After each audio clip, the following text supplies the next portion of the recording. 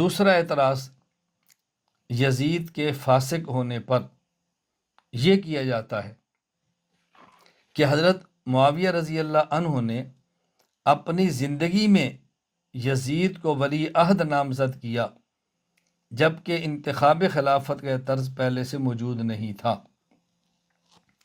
بات اچھی طرح ذہن نشین فرما لیں، یہ اعتراض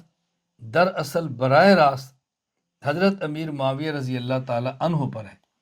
کہ امیر معاویہ رضی اللہ عنہ نے اپنی زندگی میں یزید کو ولی عہد مقرر کیا،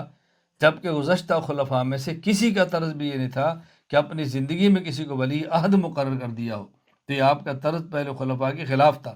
اور یہ درست نہیں تھا، یہ اعتراض کیا جاتا ہے۔ جواب یہ نشیر فرما لیں کہ خلیفہ وقت کے انتخاب کی 5 ممکنہ صورتیں ہو سکتی ہیں۔ نمبر 1، اللہ رب العزت یا اللہ کے رسول صلی اللہ علیہ وسلم کے کلام میں اس کی خلافت کے اشارے موجود ہوں، جس طرح کہ حضرت ابو بکر صدیق رضی اللہ عنہ کی خلافت۔ دوسری صورت، خلیفہ اپنے بعد کسی شخص کو خود نامزد کرے کہ میرے بعد فلاں کو خلیفہ بنایا جائے، جس طرح حضرت عمر رضی اللہ عنہ کہ صدیق اکبر نے حضرت عمر کو خود نامزد کیا کہ میرے بعد خلیفہ حضرت عمر ہوں گے۔ تیسری صورت، خلیفہ اس معاملے کو منتخب شورا کے سپرد کر دے جسے وہ منتخب کر لیں،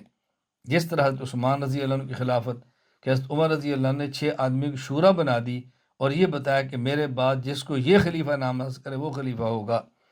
چوتھی صورت، عامت المسلمین اتفاقی طور پر کسی ایک کو خلیفہ منتخب کر لیں، جس طرح علی رضی اللہ تعالیٰ خلیفہ بنے۔ پانچویں صورت،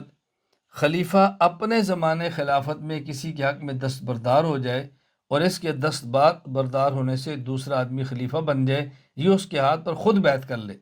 جس طرح حضرت معاویہ رضی اللہ تعالیٰ عنہ کہ آپ کے حق میں حسن رضی اللہ عنہ دستبردار ہو گئے، بلکہ حضرت حسن رضی اللہ تعالیٰ عنہ خود حضرت معاویہ کے ہاتھ پر بیعت کر لی تو معاویہ خلیفہ بن گئے۔ اب دیکھیں، یہ 5 طریقے وہ ہیں کہ جو منصوص نہیں ہیں، بلکہ گزشتہ خلفاء نے اپنی رائے سے کسی ایک طرز کا انتخاب کیا، تو اس سے معلوم ہوا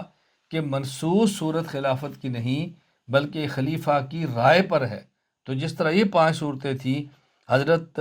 امیر معاویہ رضی اللہ تعالیٰ عنہ نے ایک چھٹی صورت کا انتخاب کیا کہ اپنی ہی زندگی میں خلیفہ ولی عہد کو مقرر کر دیا۔ حضرت ابو بکر صدیق رضی اللہ تعالیٰ عنہ نے اپنی زندگی میں خلیفہ مقرر کیا کہ میرے بعد یہ خلیفہ ہوگا، اور حضرت امیر معاویہ اپنی زندگی فرما دیا کہ یہ میرے دور میں میرا نائب ہے اور میرے بعد یہ خلیفہ ہوگا۔ تو ان کی اپنی رائے تھی، اس میں کوئی اشکال کی بات نہیں ہے۔